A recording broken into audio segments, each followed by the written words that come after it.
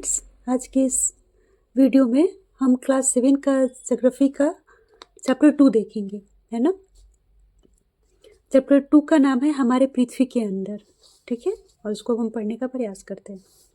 पृथ्वी की सबसे ऊपरी परत जो है वो परपटी कहलाती है। आपको पता है ये जो परपटी, जो हम पृथ्वी है, जो हम भाग देखते हैं ना, मिट्टी वगैरह ऐसा दिखाई देता है, उसे वही परपटी होता है, ठीक है।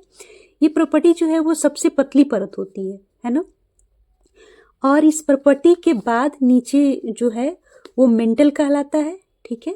और मेंटल मतलब प्रॉपर्टी सबसे ऊपर, पृथ्वी के अंदर जब जाइएगा, ये जो ऐसे एक्स एक्स का निशान दिख रहा है वो, इससे मैंने मेंटल को दर्शाया, उसे मेंटल कहते हैं। वो प्रॉपर्टी के नीचे होता है। और पृथ्वी के सबसे आंतरिक भाग जो होता है ना, उसे क्रोड कहते हैं, ठीक है। कोर भाग यानी भीतर का जो भाग होता है उसे क्रोड कहते हैं। ये फिगर मैंने ऐसे बनाया है कि पृथ्वी है, उसके एक भाग को काट के आपको दिखाया जा रहा है कि कैसे स्थल, मेंटल और क्रोड जो है वो एक दूसरे मतलब कैसे इसमें अंतर्निहित है, ठीक है। अब हम थोड़ा सा बात कर लेते हैं ये सब। अब आपको पता है कि जो पृथ्वी है, ये जो महाद्वीप जो है, महादेश जो है, ये मिट्टी का बना है, मृदा है इस पे, तो ये थोड़ा भाग ऊपर उठा होता है ना। और जो ये धंसा हुआ भाग है जिसमें पानी है, ये थोड़ा नीचे की तरफ धंसा होता है, महासागरीय भाग है ना। तो ऊपर वाले भाग जिसमें मृदा है, महाद्वीप है, उसे महाद्वीपीय संहति कहते हैं। और जहाँ पानी है, जल है, महासागर है, उसे महासागरीय संहति कहते हैं, ठीक है। महाद्वीपीय संहति पे जो है, यानी जहाँ मृदा है ऊपर जो उभरा हुआ भाग है, ये परपट्टी लगभग 35 किलोमीटर है, ठीक है। जो कि मुख्यतः सियाल यानी सिलिकॉन और एल्युमिनियम से बनी है, ठीक है। और महासागरीय भाग, चूंकि ये तो धंसा हुआ भाग है तो इससे इसकी मोटाई कम होगी, तो ये जो है लगभग 5 किलोमीटर है, जो कि मुख्यतः सियाल और सिलिकॉन और मैग्नीशियम से बनी हुई है, ठीक है। सिलिकॉन, मैग्नीशियम और एल्युमिनियम ये सब क्या है? ये सब खनिज पदार्थ है, ठीक है। अब ये शैल और खनिज होता क्या है? पृथ्वी की परपट्टी है ना, जो है ऊपरी परत, वो कई खनिज पदार्थों से मिलकर बनी होती है, जिसे शैल कहते हैं, ठीक है। अब ये शैल जो है, इसका रंग अलग अलग होता है, अलग अलग आकार होता है, इसका गठन, बनावट जो है अलग अलग होता है। अब उसके आधार पे जो शैल है वो 3 प्रकार का होता है। किसके आधार पे? रंग के आधार पे, आकार के आधार पे और गठन के आधार पे, ठीक है। जिसे आग्नेय, अवसादी और रूपांतरित कहते हैं, ठीक है। अब ये आग्नेय पदार्थ आग्नेय शैल क्या है ना।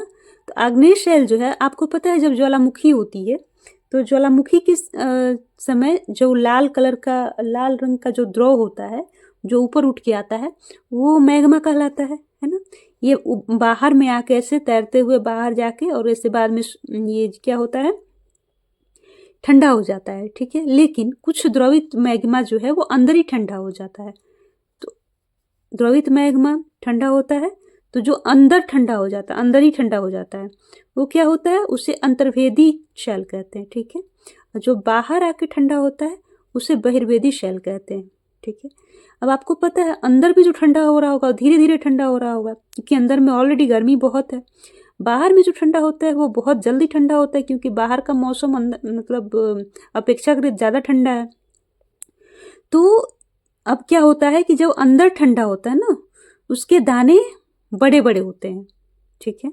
और जो बाहर आके ठंडा होता है उसके दाने जो हैं बहुत महीन होते हैं, है ना। तो अब इसके कुछ हम उदाहरण देख लेते हैं। अंतर्वेदी जैसे जो चट्टान है, अंतर्वेदी जो आग्नेय चट्टान है, उसका उदाहरण है ग्रेनाइट, ठीक है।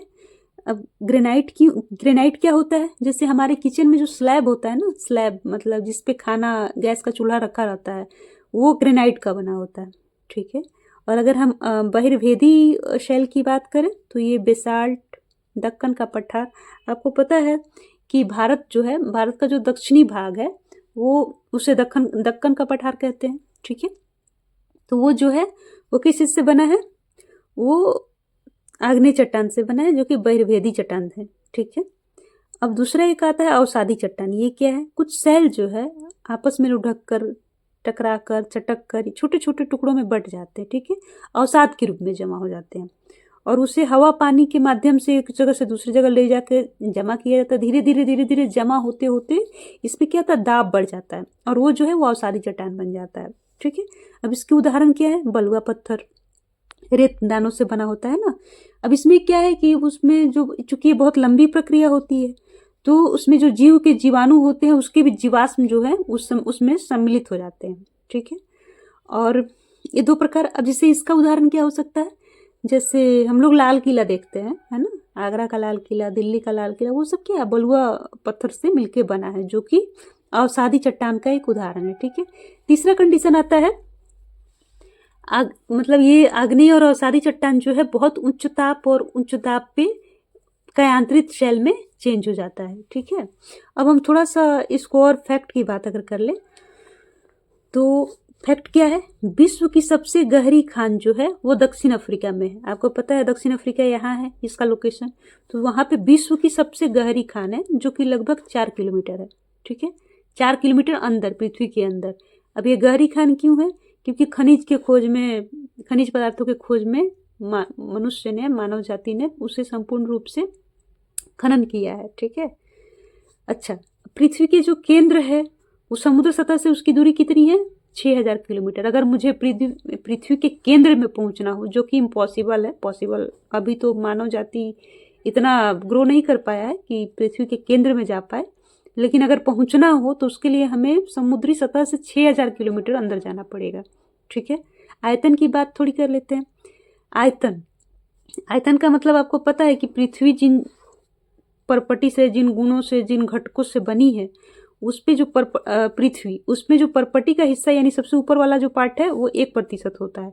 मेंटल, जो कि उसके निचला भाग को मेंटल कहते हैं, वो मेंटल जो है ये 84% होता है। 84 85% हो गया, बच्चा 15% में क्रूड होता है, जो कि सबसे अंदर, ये सबसे गर्म, सबसे ज़्यादा यहाँ तापमान, सबसे ज़्यादा यहाँ पे दाब यहाँ क्रूड में होता है।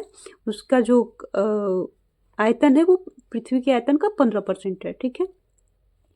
अब हम बात करते हैं पृथ्वी की त्रिज्या कितनी है। पृथ्वी की त्रिज्या आपको पता है, पृथ्वी हो गई और केंद्र से लेकर और एक बाहरी परिसीमा तक उसकी जो दूरी है त्रिज्या कहलाती है। वो पृथ्वी की त्रिज्या जो है 6371 किलोमीटर है, ठीक है। थोड़ा सा कुछ टर्म्स दिए हुए हैं, हम उसको एक बार देख लेते हैं। आग्नेय चट्टान को इंग्लिश में इग्नियस कहते हैं, ठीक है। आग्नेय चट्टान को इंग्लिश में इग्नियस कहते हैं। ये लैटिन भाषा का शब्द है, इसका मतलब होता है अग्नि। आप तो देख ही रहे हो ना कि आग्नेय चट्टान ऐसे कैसे ज्वालामुखी के अंदर आग ही तो है, इसीलिए इसके आधार पे इसका नाम भी है इग्नियस यानी अग्नि, ठीक है, लैटिन भाषा का वर्ड है। दूसरा है सेडिमेंट्री। सेडिमेंट्री भी लैटिन भाषा का वर्ड है, इसका मतलब होता है स्थिर। स्थिर मतलब आपको पता है कि जब जो हवा पानी है वो अवसादों को बहुत दूर तक ले जाकर जमा करती है, तो बहुत दिनों तक जमा होते होते होते स्थिर रूप से दाब बढ़ता जाता है, तब जाकर अवसादी चट्टान का निर्माण होता है। इसी आधार पर इसका नाम भी है सेडिमेंट्री, लैटिन भाषा का वर्ड है, जिसका मतलब होता है स्थिर, ठीक है। तीसरा है मेटामॉर्फिक, ठीक है। कायांतरित सेल जो है उसे इंग्लिश में मेटामॉर्फिक कहते हैं। ये भी ग्रीक भाषा का वर्ड है, जिसका मतलब होता है रूप परिवर्तन।